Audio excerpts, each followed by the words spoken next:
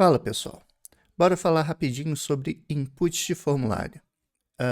Uma das coisas mais comuns para você fazer numa aplicação, né, quando você está lidando com interfaces web, é você querer pegar dados que vêm do seu usuário.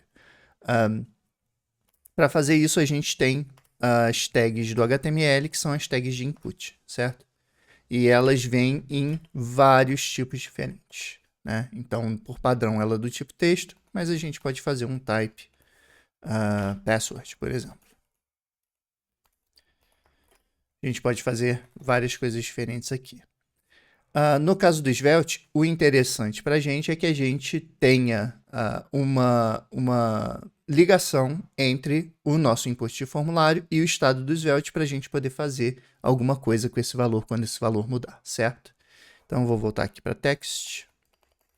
Então, digamos que, por exemplo, a pessoa queira mudar essa variável de name aqui. Então, a gente coloca um... a gente coloca um label, porque isso é importante para quem está usando a ferramenta, para saber o que esse input faz.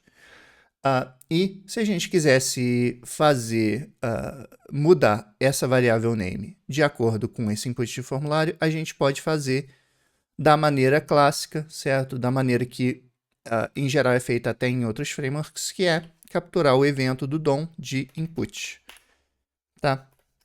E aqui é o evento do DOM mesmo, tá? Então, no caso aqui, eu faria isso. Eu faria um name é igual a event.currentTarget.value, certo?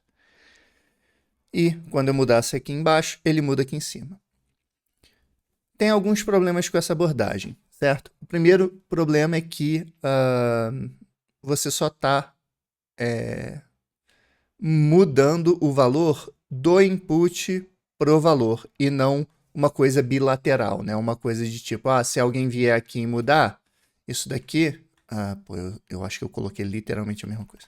Tá? Se eu colocar FFF aqui, ele só vai mudar o FFF quando mudar aqui embaixo e não vice-versa, né? Ele não vai, o valor do input não vai começar como FFF. E isso pode ser um problema para a gente. Segunda coisa é que isso daqui é muito verboso. Você vai precisar fazer isso para literalmente todos os inputs do universo. Então, como que é a maneira mais esvelte de resolver esse problema? Bom, primeira coisa, você tem uma coisa no Svelte chamada default value, que você pode passar um valor inicial, tá? Esse valor inicial, como vocês estão vendo, ainda está desacoplado ao valor do name, tá? São coisas diferentes. No caso aqui, esse é o caso mais para quando, por exemplo, você está pegando algum dado da API ou você tem algum formulário que não tem um valor inicial e você quer colocar um valor padrão para aquele input.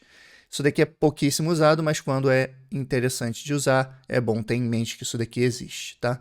Mas a maneira Svelte de você lidar com essa mudança de dados é remover isso tudo, tá? Eu vou quebrar isso daqui em algumas linhas só para ficar mais bonitinho. Como que a gente faz isso? Bom, os inputs estão guardando esse dado no HTML dentro da propriedade value. Então, a gente pode fazer o bind desse value, tá? Bind em inglês significa amarrar. Eu gosto de usar mais atrelar, né? Mas, basicamente, você está atrelando a propriedade de valor desse input a uma variável Svelte. Então, eu posso fazer, eu estou fazendo bind do value com a variável name, beleza?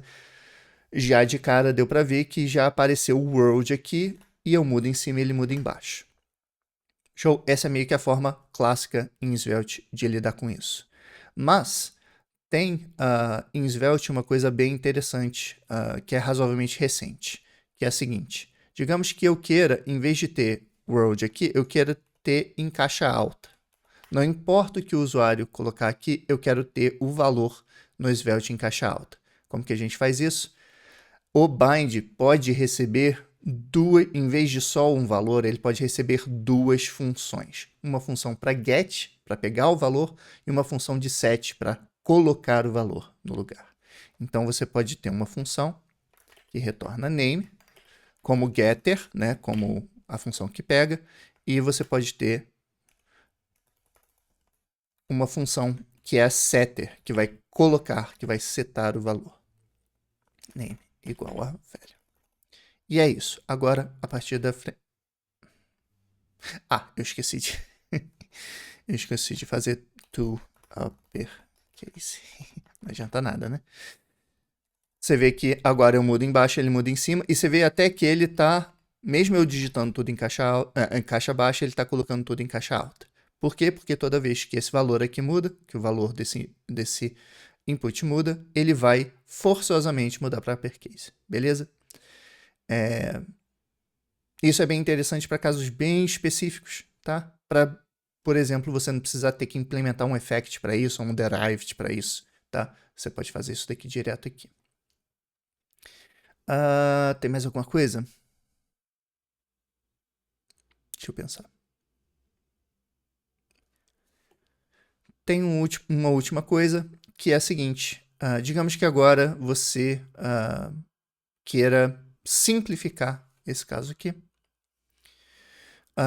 Uma coisa clássica do Svelte é que se você está se repetindo, você provavelmente está fazendo alguma coisa errada. Então, eu estou pegando aqui, vou trocar de name para velho, tá? E aí, eu não preciso fazer velho igual a velho. Eu posso fazer só bind velho. Isso não é muito comum em formulários, porque você só vai ter uma variável chamada velho, né? Então, é muito incomum que você tenha um campo só e você possa atrelar o valor diretamente dessa forma, né? Mais uma coisa que é interessante de pensar é que você pode ter, por exemplo, dois campos aqui. Password, por exemplo.